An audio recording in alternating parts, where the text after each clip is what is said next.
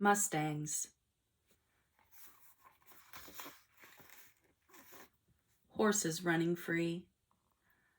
A thundering sound fills the air. Dust rises from the ground. A herd of horses is galloping across the plain. No one owns these horses. They are free. They are mustangs.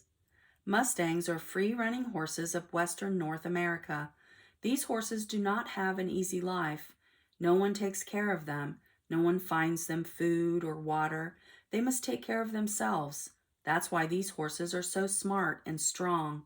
Mustangs are often called wild horses, but an even better word is feral. Wild animals have always been wild. They have never been owned by anyone, but feral animals are people's pets that got loose. Mustangs came from horses people owned. Some of the horses got loose. They formed herds. They had babies. Over time, the horses got used to living on their own. What do Mustangs look like? Mustangs came from a mix of horse breeds. They come in all shapes and colors. Most of them are small. They have thick, heavy bodies and big heads. Their backs are short. Their legs are short and strong. A horse's height is measured from the withers to the ground. Most Mustangs are 56 to 60 inches tall. A horse's height is also measured in hands. A hand is 4 inches. Most Mustangs stand 14 to 15 hands high. Some are as small as 13 hands or as big as 16 hands. For their size, Mustangs are fairly heavy. They weigh 750 to 1,000 pounds. You can find Mustangs in just about every color and pattern. Many are dun or roan. Others are white, black, brown, bay, chestnut, or other colors. Some have splashes of white on their faces or legs. Others have small spots or big patches of color. Mustangs' tails are set low on their bodies. Their manes are long. Sometimes their manes grow long enough to reach their legs. Mustangs' hooves are hard. These horses can walk on rocky ground without getting hurt. They hardly ever have the leg and foot problems other horses have. Newborn Mustangs. In the wild, Mustangs live in herds. A herd might have several mares and their foals. The herd is led by a stallion. He is the foal's father. Mustang herds move around a lot. The mares give birth quickly. The foals can run soon after they are born. Mustangs take good care of their foals. At first, the foals drink only their mother's milk. As they grow, they start eating grass and other plants. They learn how to stay alive. They learn how to get along with the other Mustangs. Most foals stay with the herd for 1 to 2 years. Then they leave to find herds of their own.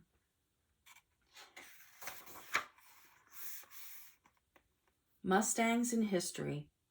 When Europeans arrived, North America had no horses, but the Europeans brought lots of them.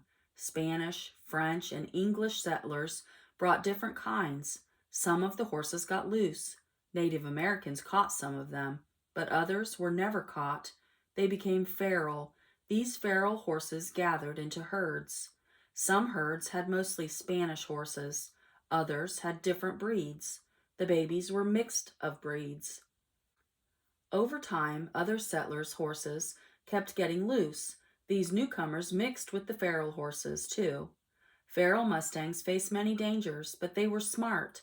They learned how to live in the wild. They were watchful, brave, and fast, and they had few animal enemies. Their numbers grew quickly.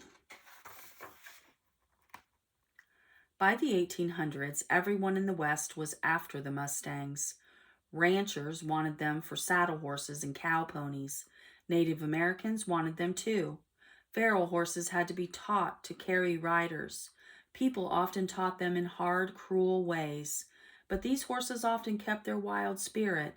They tried to buck riders off. Sometimes they ran away, even years later. In the early 1900s, the U.S. had about 2 million wild Mustangs.